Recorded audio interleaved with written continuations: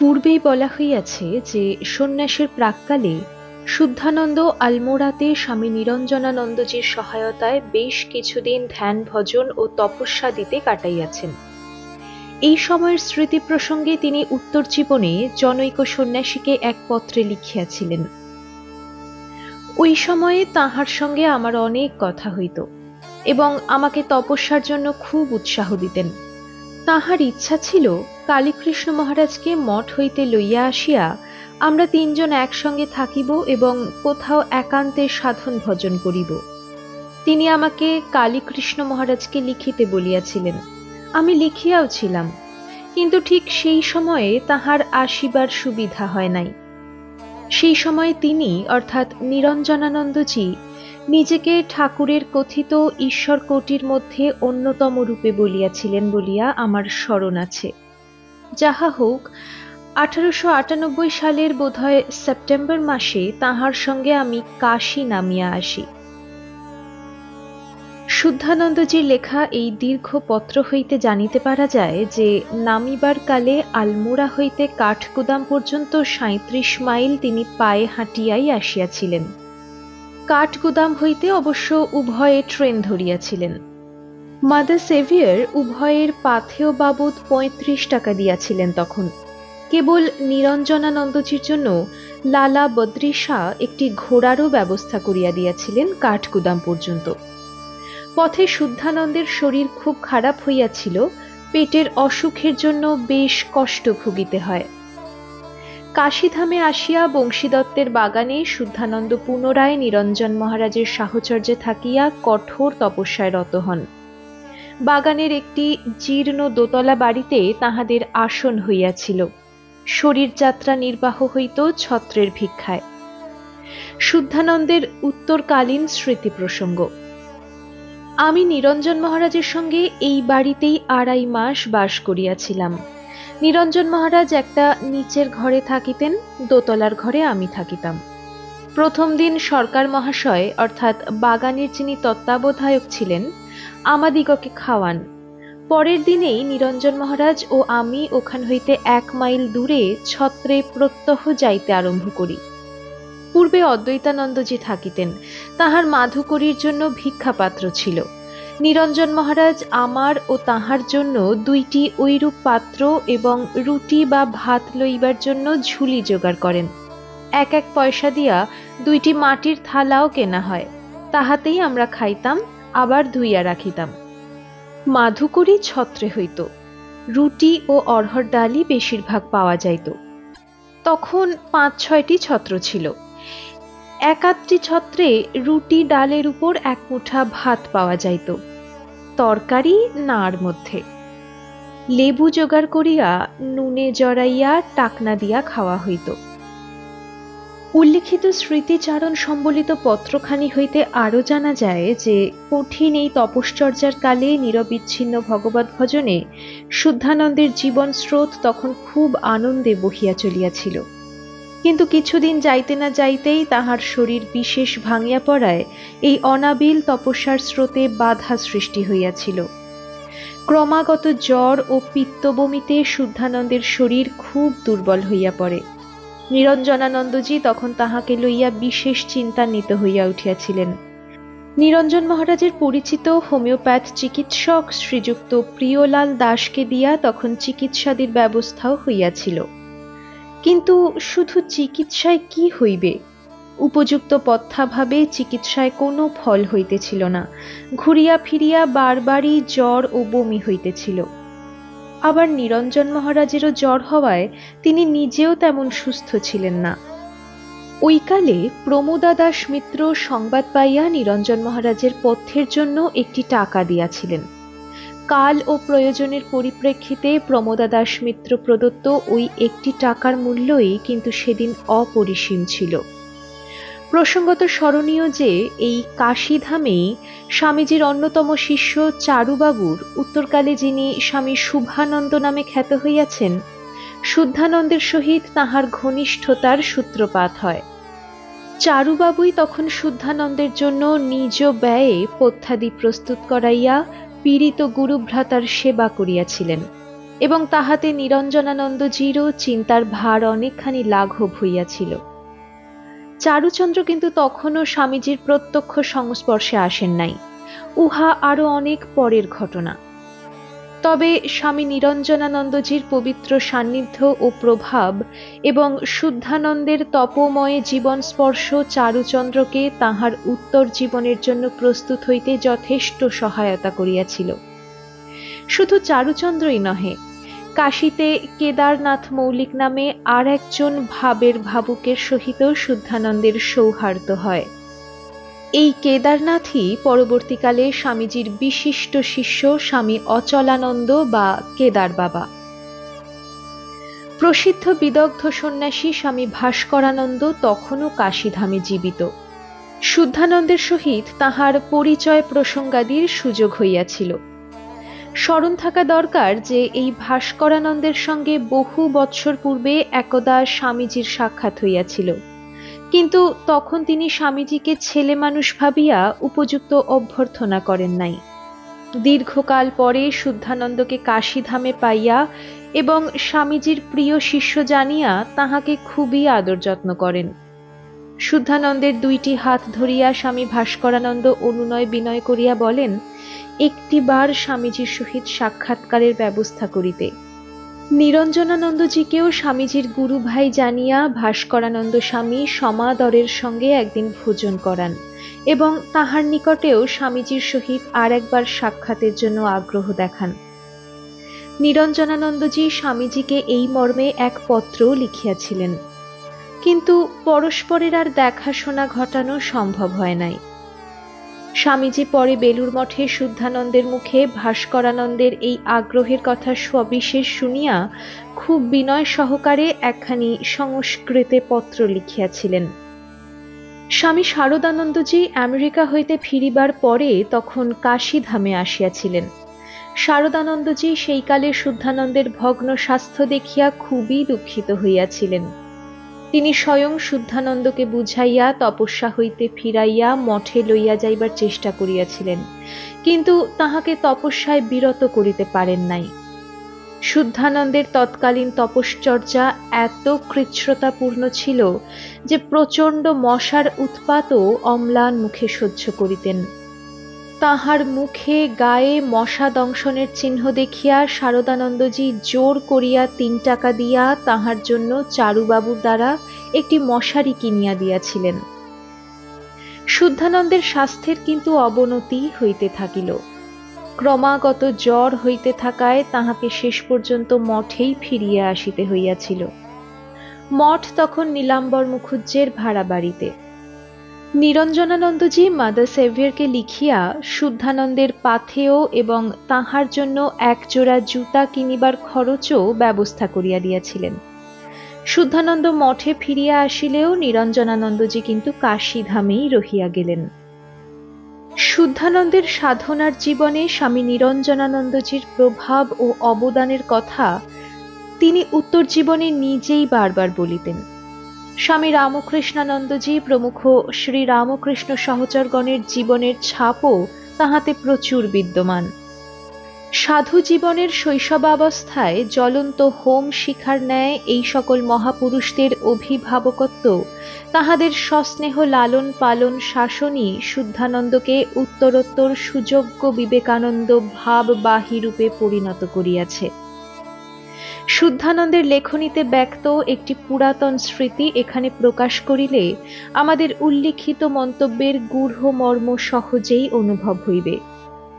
শুদ্ধানন্দের একটি অপ্রকাশিত পত্রের অংশ এইরূপ: আমার জ্বর ছাড়িবার পর খুব ক্ষুধা হইত, আমি 8খানা রুটি খাইতে চাহিতাম। নিরঞ্জন মহারাজ বলিতেন, 4খানার বেশি খাইতে পাইবে না, তোমার শরীর ভালো নয়। আমি বলিতাম, আমরা বরাবর 8খানার কম রুটি খাই না। একদিন ঐরূপ জোড়াজুড়ি করিবার সময়ে তিনি বলিয়াছিলেন, আমি মান্দ্রাজে এখনই শশীকে চিঠি লিখিতেছি, তাহাতে তোমার কথাও লিখিয়া দিতেছি। সুধীর 8খানা রুটি খাইবার জন্য পীড়াপিড়ি করিতেছে। যেন কোনো অবুঝ বালকের প্রতি স্নেহময়ী জননীর শাসন বাক্য।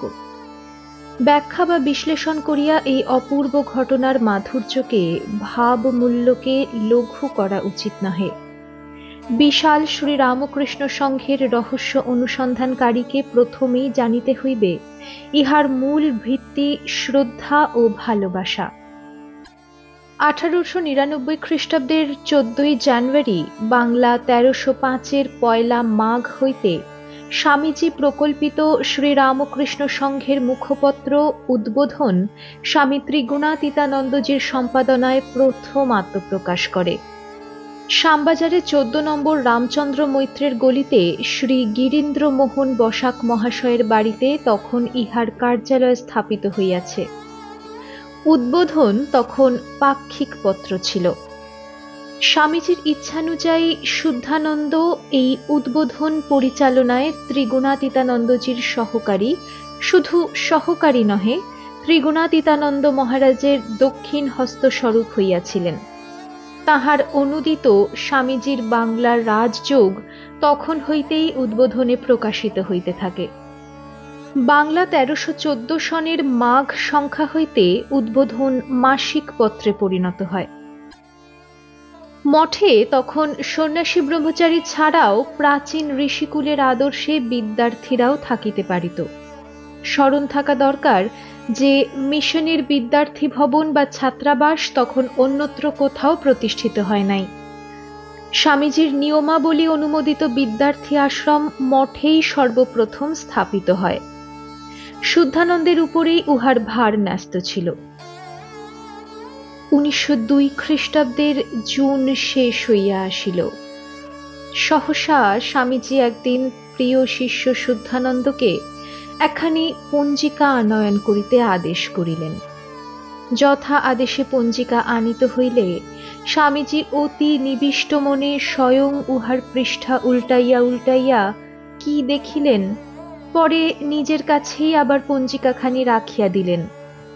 তাহার মুখ চোখ দেখিয়া শিষ্যের মনে হইয়াছিল বুঝি কোনো বিশেষ কাজের জন্যই তিনি একটি তারিখ নির্বাচন করিতে চাহিতেছেন। হায়, তখন কেই বা জানিতেন যে ইহা তাহার মহাযাত্রার জন্য দিন নির্ধারণ। শুদ্ধানন্দের মনেও ক্ষণকালের জন্য এ চিন্তার উদয় হয় নাই। এই ঘটনার সপ্তাহকাল পরে 4 জুলাই 1902 স্বামীজি মর্তলীলা সংবরণ করেন। আচার্যের স্থূল অদর্শনে অন্তরঙ্গ শিষ্যের বক্ষে কি যে প্রচণ্ড আঘাত লাগিয়াছিল, কে তাহারই হত্যা করিবে? সবই আছে, শুধু নাই তিনি। সকলের আশা আকাঙ্ক্ষা উদ্যম তপস্যা সব কিছুরই প্রেরণার উৎসমুখ যেন অকস্মাৎ নিরুদ্ধ হইয়া গিয়াছিল। স্বামীজি অপ্রকট হইয়াছেন বটে, কিন্তু শুদ্ধানন্দ অনুভব করিলেন তাহার মহাশক্তি সকলের অলক্ষ্যে সমগ্র সংঘের মধ্যে ক্রিয়াশীল রহিয়াছে।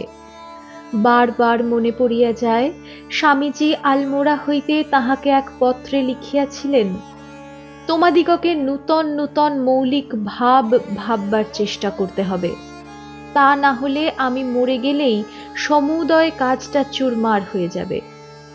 স্মরণ রেখো, আমার সন্তানদের নিকট আমি অধিক প্রত্যাশা করি।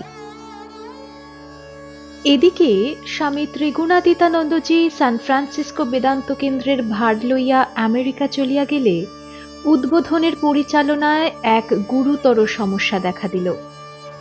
1902 ডিসেম্বর তখন ত্রিগুণাতীতানন্দজির অশেষ তপস্যা ও অক্লান্ত শ্রমের ফলেই উদ্বোধনের প্রকাশ এতদিন সম্ভব হইয়াছে। দ্বারে দ্বারে তাহাকে রীতিমতো ভিক্ষা করিতে হইয়াছিল। এই জন্য স্বামী ব্রহ্মানন্দজি এবং শারদানন্দজি ভয়ানক উদ্বিগ্ন হইয়া উঠিলেন, শেষ পর্যন্ত উদ্বোধন বন্ধ করিতে হইবে কিনা এই চিন্তায়। উদ্বোধনের প্রথমাবধি শুদ্ধানন্দ উহার সম্পাদনায় ত্রিগুণাতীতানন্দজিকে সাহায্য করিতেন। উদ্বোধনের সেই দুর্দিনে তাই শুদ্ধানন্দের উপরই তাহারা সম্পাদকের দায়িত্ব অর্পণ করেন। স্বামী শারদানন্দজি অবশ্য ব্যক্তিগতভাবে তাহাকে সর্বদাই সহায়তা করিয়াছিলেন। অতঃপর দীর্ঘ 10 বৎসর কাল অতিশয় দক্ষতার সহিত শুদ্ধানন্দ উদ্বোধন সম্পাদনা করেন।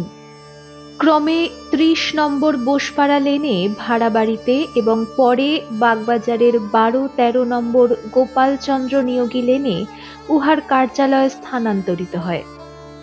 গোপাল নিয়োগী লেনের জমিতেই শারদানন্দজির প্রচেষ্টায় পরে শ্রী শ্রী মায়ের বাড়ি প্রতিষ্ঠিত হয় এবং সেখানেই উদ্বোধনের স্থায়ী কার্যালয় হয়। এখানে বিশেষ স্মরণীয় যে শ্রী শ্রী মা এই বাড়িতে ১৯০৯ খ্রিস্টাব্দের ২৩শে মে শুভ পদার্পণ করেন এবং ইহাই তাহার কলিকাতার আবাসে পরিণত হয়। স্বামীজির অগ্নিময়ী বাণী ও রচনা সমূহের অনুবাদ ও প্রকাশের দিকে এই কালে শুদ্ধানন্দ একাগ্র দৃষ্টি দিয়াছিলেন। ইহা ছাড়া স্বয়ং অতি মূল্যবান মৌলিক প্রবন্ধাদি উদ্বোধনপত্রে লিখিতে আরম্ভ করিলেন। তাহার এইসব ওজস্বিতাপূর্ণ রচনা কোনোদিন সংকলিত হইয়া পুনর্মুদ্রিত হইলে দেশের ধর্ম সাহিত্য প্রভূত সমৃদ্ধ হইবে সন্দেহ নাই। স্বামী শারদানন্দজিও এই কালে স্বয়ং লেখনী ধারণ করেন এবং বর্তমান যুগের ভাগবত শ্রী শ্রী রামকৃষ্ণ লীলা প্রসঙ্গ ধারাবাহিকভাবে উদ্বোধনপত্রে প্রকাশ করিতে থাকেন। তখনকার উদ্বোধনের আরেকটি স্মরণীয় গৌরব শ্রীম লিখিত শ্রী শ্রী রামকৃষ্ণ কথামৃতকে বাংলার ঘরে ঘরে পরিবেশন। বস্তুতপক্ষে শুদ্ধানন্দের করস্পর্শে উদ্বোধন নবীন জীবন লাভ করিয়াছিল। জাতির সাংস্কৃতিক উদ্বোধনে উদ্বোধন যথার্থই সেদিন এক বিশিষ্ট ভূমিকা গ্রহণ করিতে সমর্থ হইয়াছিল। উদ্বোধনের ইতিহাসে ইহা এক স্বর্ণোজ্জ্বল অধ্যায়। উদ্বোধন হইতে স্বামীজির রচনাবলীর গ্রন্থাকারে প্রকাশও শুদ্ধানন্দেরই অক্ষয় কীর্তি। ইতোমধ্যে ১৯০৩ খ্রিস্টাব্দের ৭ই মে হইতে শুদ্ধানন্দ বেলুড় মঠের অন্যতম ট্রাস্টি নিযুক্ত হইয়াছেন। মঠের তদানীন্তন সাধারণ সম্পাদক স্বামী শারদানন্দজি শুদ্ধানন্দের কর্মদক্ষতার উপর অপরিসীম আস্থা রাখিতেন। একদা শারদানন্দজির বিনা অনুমতিতে ও অজ্ঞাতে মিশনের সেবা সংক্রান্ত কোনো প্রতিবেদন সংবাদপত্রে প্রকাশের জন্য প্রেরিত হয়। যথাকালে উহা প্রকাশিত হইলে শারদানন্দজি অত্যন্ত বিস্ময় ও বিরক্তি প্রকাশ করিয়াছিলেন। তাহাকে তখন বলা হইল যে মঠ হইতে উদ্বোধনে গিয়া তাহার অনুমোদন আনিতে একজন কর্মীর অনেকটা সময় যাইত, তাই উহা শুদ্ধানন্দ স্বামীকে দেখাইয়া সংবাদপত্রে পাঠানো হইয়াছে। শারদানন্দজি তৎক্ষণাৎ বলিয়াছিলেন, সুধীর যদি দেখে দিয়ে থাকে তবে আমার কোনো আপত্তি নেই। তরুণ সন্ন্যাসী শুদ্ধানন্দ সমগ্র সংঘ পরিচালনার ক্ষেত্রে শারদানন্দজির দক্ষিণ হস্তস্বরূপ হইয়া উঠিয়াছিলেন এবং পরে যুগ্ম সম্পাদক রূপে কার্য করিতে থাকেন। শুদ্ধানন্দের কর্মপরিধি কেবলমাত্র সংঘের মধ্যেই সীমাবদ্ধ ছিল না। বাংলার যুবকগণের প্রাণে স্বামীজির ভাবের বীজ উক্ত করিবার জন্য তাহার প্রচেষ্টার অন্ত ছিল না। কলিকাতার যুবকগণ স্বামীজির তিরোধানের পর তাহার আদর্শকে পরিবহনের জন্য যে বিবেকানন্দ সমিতি বা বিবেকানন্দ সোসাইটি প্রতিষ্ঠা করেন, উহার মূলেও শারদানন্দজির পৃষ্ঠপোষকতা এবং শুদ্ধানন্দের কর্মোদ্যম বিদ্যমান। বস্তুত শুদ্ধানন্দই ছিলেন উক্ত সমিতির প্রাণস্বরূপ।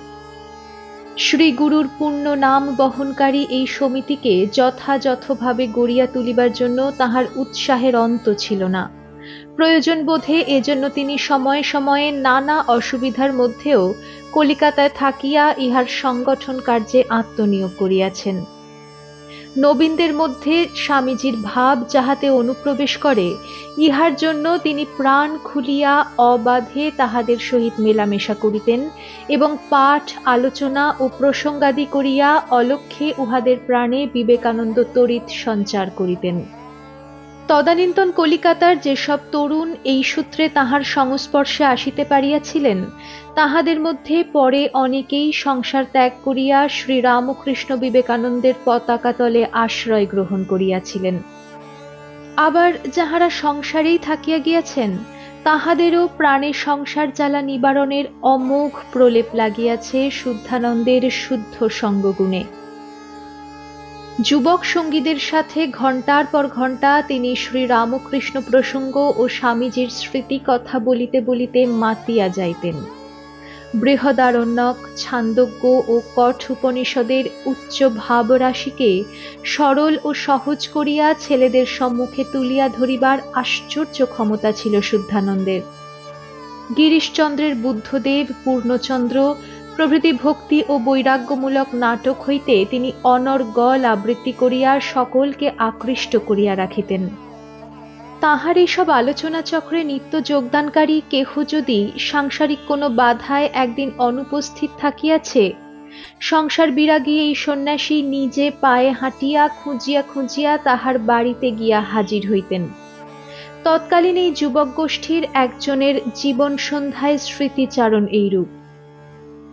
তখন সমবয়স্ক যে কয়জন যুবক আমরা যেতাম, সকলকেই তিনি এমন আপনার করে নিতেন যে সন্ধ্যার পরে ও ছুটির দিনে সোসাইটিতে গিয়ে তার সঙ্গ লাভের বা তার মুখের কথা শুনবার আকর্ষণ ত্যাগ করতে পারতাম না কিছুতেই। আমরা যারা যেতাম বেশিরভাগই নিম্নবিত্ত। সংসারের নানা অভাব অভিযোগে জীবনে হতাশা ও নৈরাশ্য এসে গিয়েছিল। তখন এইভাবে এমন একজন প্রেমিক সন্ন্যাসীর সঙ্গলাভে আমরা এক নতুন জীবনের স্বাদ পেয়েছিলাম। তিনি আমাদের মনে প্রাণে বাস্তবিকই নতুন অনুভূতির সাড়া জাগিয়ে দিয়েছিলেন। তাকে আরো বেশি সময় পাবার আকাঙ্ক্ষায় আমাদের কেউ কেউ সোসাইটিতেই রাত্রিবাস করতে লাগলো। গুরুগত প্রাণ শুদ্ধানন্দ এই বিবেকানন্দ সোসাইটিকে কতখানি প্রাণ দিয়া স্নেহ করিতেন তাহার পরিমাপ করা অসম্ভব। নিদর্শন স্বরূপ তাহার দুই একখানি চিঠির কিছু অংশ এখানে উদ্ধৃতির যোগ্য। উক্ত সোসাইটির জনৈক কর্মীকে একবার মধুপুর হইতে লিখিয়াছিলেন, সোসাইটিতে এমন ধর্মভাবের তরঙ্গ তোলো যাহাতে উহা বিবেকানন্দ নামের যোগ্য হয়। একটা দুটো লোকও যদি সোসাইটির কন্ট্যাক্টে এসে মানুষ হতে পারে, সেও মঙ্গল। কাশী হইতে লেখা তাহার আরেকটি চিঠির অংশ। খুব উৎসাহ করিয়া ঠাকুর স্বামীজির নাম লইয়া কাজ করিয়া যাও, নিরুৎসাহ হইও না।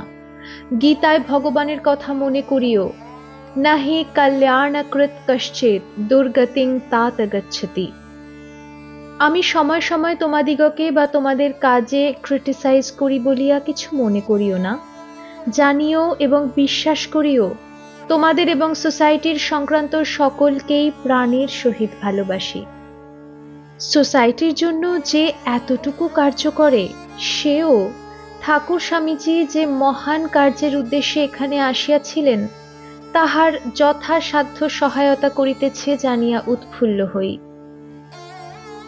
গুরুভ্রাতা বাল্যসখা বিরজানন্দ ওদিকে মায়াবতী হইতে স্বামীজির জীবনী ও রচনাবলীর ইংরেজি সংস্করণ প্রকাশে ব্রতী হইয়াছেন। তাহার অক্লান্ত নিষ্ঠা ও অধ্যবসায়ের ফলে স্বামীজির সুবৃহৎ জীবনী খণ্ডে খণ্ডে প্রকাশিত হইতেছে, রচনাবলীও ভাগে ভাগে বাহির হইতেছে।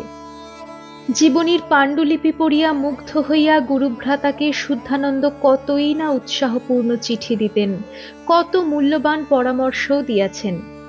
একখানি পত্রে বিরজানন্দকে লিখিয়াছিলেন, যেরূপ অক্লান্ত পরিশ্রম করিয়া এই বৃহদাকার জীবনীগুলি বাহির করিতেছ, অপর কেহ যে এইরূপ করিতে পারিত জানা নাই। 1926 খ্রিস্টাব্দের এপ্রিলে বেলুর মঠে 7 দিন ব্যাপী মহাসম্মেলন হয়। ইহাই রামকৃষ্ণ সংঘের প্রথম সাধু সম্মেলন। মঠ ও মিশনের বর্তমান ও ভবিষ্যৎ কর্মধারা সম্পর্কে অতি গুরুত্বপূর্ণ বহু প্রস্তাব এই সম্মেলনে গৃহীত হয়। অনেক আলোচনাও হয়। ঐতিহাসিক এই মহাসম্মেলনের পরিকল্পনা ও সুষ্ঠু পরিচালনার পশ্চাতে শুদ্ধানন্দেরই বিচক্ষণতা ও দূরদর্শিতা ক্রিয়াশীল ছিল। মহাসম্মেলনের বিবরণীতে তাই লিপিবদ্ধ দেখা যায়, It was solely through the unbounded enthusiasm and the remitting labors of Swami Shuddhananda that the idea of the convention materialized. Report of the convention. 1927 খ্রিস্টাব্দের 19 আগস্ট। মঠ ও মিশনের ভিত্তিভূমি বুঝি সেদিন কাঁপিয়া উঠিয়াছিল। সংঘ প্রতিষ্ঠার পর হইতে উহার গুরুভার দীর্ঘ 24 বৎসর ধরিয়া যিনি স্বীয় স্কন্ধে বহন করিয়াছেন, আজ তিনি লোকান্তরিত। স্বামী শারদানন্দজির মহাপ্রয়াণে শ্রী রামকৃষ্ণ পরিমণ্ডলের ভিতরে ও বাহিরে এক অপূরণীয় শূন্যতার সৃষ্টি হইল। তাহার সুযোগ্য সহকারী স্বামী শুদ্ধানন্দের উপরই তখন সাধারণ সম্পাদকের কর্মভার ন্যস্ত হইল। এই কাল হইতে শুরু করিয়া 1934 খ্রিস্টাব্দ পর্যন্ত প্রায় 7 বৎসর তিনি এই দায়িত্বপূর্ণ পদে অধিষ্ঠিত ছিলেন। তবে মাঝে 1930 মার্চ হইতে 1 বৎসর স্বাস্থ্যভঙ্গের কারণে তিনি বিশ্রাম লইয়াছিলেন। তখন এ দায়িত্ব স্বামী বিরজানন্দের উপর অর্পিত ছিল। শুদ্ধানন্দজির সম্পাদকতা কাল মঠ মিশনের ইতিহাসে সত্যই একটি অবিস্মরণীয় অধ্যায়। এই কালের মধ্যে বহুতর জটিল পরিস্থিতির যেমন উদ্ভব হইয়াছে, শুদ্ধানন্দজির অসামান্য পরিচালন ক্ষমতাগুণে তেমনি ওই সকলের দ্রুত সুসমাধানও হইয়াছে। বিশেষত 1929 খ্রিস্টাব্দে যখন মিশনের বৈষয়িক ব্যাপারে কয়েকটি গুরুতর বিশৃঙ্খলার সৃষ্টি হয়, তখন তদানীন্তন সাধারণ সম্পাদক স্বামী শুদ্ধানন্দজির সাধুত্ব, মনীষা, স্থৈর্য ও কর্মকুশলতা মিশনকে উহার স্বীয় মর্যাদায় এবং স্বকেন্দ্রে অধিষ্ঠিত থাকিতে যথেষ্টই সহায়তা করিয়াছিল। শুদ্ধানন্দজির দৈনন্দিন জীবন ছিল অধ্যাত্ম সাধনা ও নিষ্কাম কর্মের আদর্শে অনুসূত। সাধারণ সম্পাদকের কঠিন কর্তব্য নিত্য নিয়মিত সুষ্ঠুভাবে পালন করার পরেও তাহার স্বাধ্যায় ও ধ্যান ধারণাদির জন্য সময়াভাব কোনো দিন দেখা যায় নাই। মঠ ও মিশনের এত দায়িত্বপূর্ণ কার্য সম্পাদন করিয়াও সাধু ব্রহ্মচারীদের জন্য তিনি প্রত্যহ 1 ঘণ্টা করিয়া 2 বার শাস্ত্র অধ্যাপনা করিতেন। ঠাকুর স্বামীজির জীবনালোকে গীতা, উপনিষদ ও ব্রহ্মসূত্রের অপূর্ব ব্যাখ্যা তাঁহার মুখে শুনিবার সৌভাগ্য যাহাদের হইয়াছে, তাহাদের সকলেই হৃদয়ে মনে সত্যই এক নূতন উদ্দীপনা লাভ করিতেন। মঠের প্রত্যেক সাধু ব্রহ্মচারী যাহাতে নিষ্কাম কর্মের সাথে সাথে জ্ঞান বিচার ও আত্মচর্চায় মনোযোগী হয়, এ বিষয়ে তাঁহার প্রখর দৃষ্টি ছিল। উপনিষদ আলোচনায় সাধুদের আকর্ষণ বাড়াইবার জন্য তিনি বৃহদারণ্যক উপনিষদের যাজ্ঞবল্ক্য উপাখ্যানটিকে সরল সংস্কৃত নাটকে রূপান্তরিত করিয়া সাধু ব্রহ্মচারীদের দ্বারা মঠে কয়েকবার অভিনয় করাইয়াছিলেন। বেলুর মঠের সাধুদের শাস্ত্র শিক্ষার জন্য স্বামী প্রেমানন্দজি যে চতুষ্পাঠী স্থাপন করেন, মুখ্যত উহা শুদ্ধানন্দের ঐকান্তিক আগ্রহে। সমগ্র সংঘের এত উচ্চ মর্যাদায় অধিষ্ঠিত থাকিয়াও তিনি প্রতিদিন অতি সহজভাবেই বেশ কিছু সময় নবীন সাধু ব্রহ্মচারীদের সঙ্গে মেলামেশায় কাটাইতেন। শুদ্ধানন্দজির নিরভিমানিতা ও সরলতা তাঁহার চরিত্রে এক অপূর্ব মাধুর্য আনিয়া দিয়াছিল।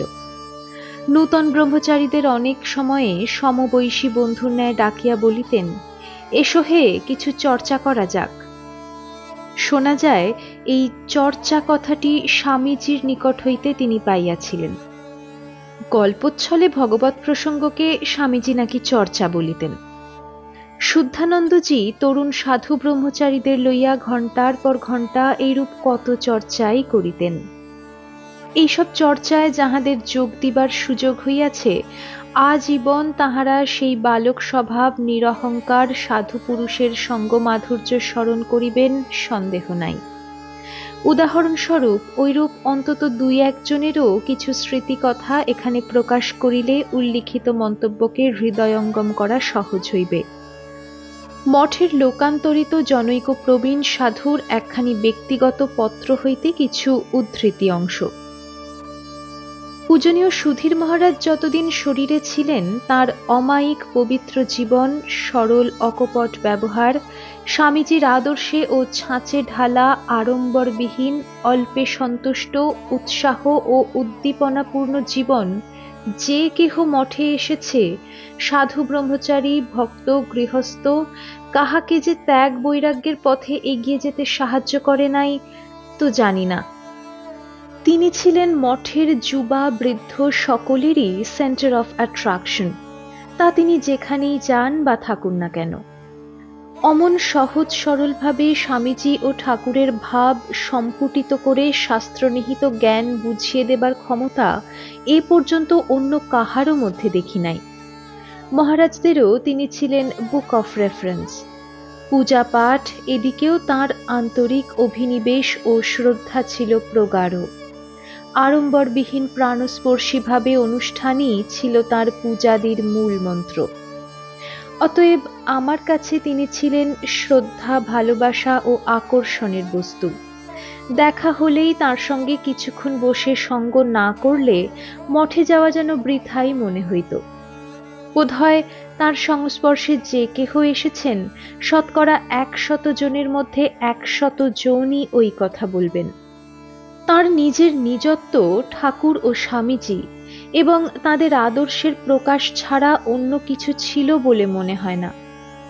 তিনি জীবনের কার্যভার ও আদর্শের দ্বারা স্বামীজি প্রতিষ্ঠিত এই সংঘে নিজের অস্তিত্বকে সম্পূর্ণ বিলীন করে গেছেন।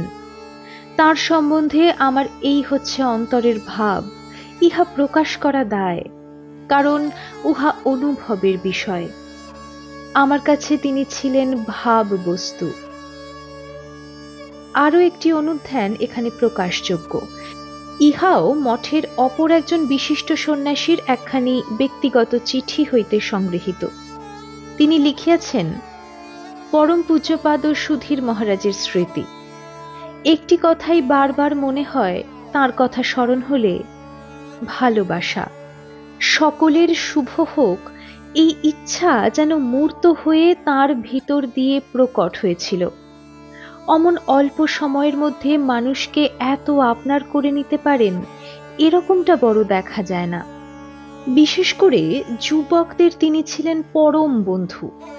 তার উপদেশের কথা, সৎপথে থাকবে, তোমরা বিদ্যার্থী, সত্য ও ব্রহ্মচর্য সর্বদা পালন করবে, নিষ্ঠার সঙ্গে জপ ধ্যান করবে, ব্রাহ্মণদের সন্ধ্যা বন্দনাদি নিত্য করতে বলতেন। মাত্র 2টি সহজ সরল মর্ম আলোড়ন করা স্মৃতি অনুধ্যানকে আমরা এখানে উল্লেখ করিলাম। এমন আরও কত হৃদয় জুড়িয়া শুদ্ধানন্দজি বিরাজ করিতেছেন, তাহার সংখ্যা কে করিবে। কোনো প্রকার সম্মানের দাবি কদাপি কাহারও নিকট তাহার ছিল না। ছোট বড় সকলেরই কাছে তিনি সমান ছিলেন। যে কেহ নিঃসংকোচে সকল সময়েই তাহার নিকট মনের কথা খুলিয়া বলিতে পারিতেন। শুদ্ধানন্দজির দ্বার ছিল নবীন প্রাচীন সকলেরই জন্য অবারিত। গোপন বলিয়া কোনো কথা তাহার অভিধানে ছিল না। বালকের ন্যায় সরল হৃদয়ে তিনি সকল কথা বলিতেন। নিজের কোনো ভ্রম বা ত্রুটি তিনি অকপটে প্রকাশ করিয়া বলিতেন, এমনকি অতি অপরিণত জ্ঞান কোনো কনিষ্ঠের কাছেও। কাহারও কোনো দুঃখ বেদনার কথা শুনিলে বড়ই বিচলিত হইয়া পড়িতেন। যতক্ষণ না সাধ্যমতো উহার কোনো প্রতিকার করিতে পারিতেছেন, ততক্ষণ স্বস্তি পাইতেন না। শ্রী গুরুর অনন্ত হৃদয়বত্তাই যেন শিষ্যের মধ্যে সঞ্চারিত হইয়াছিল।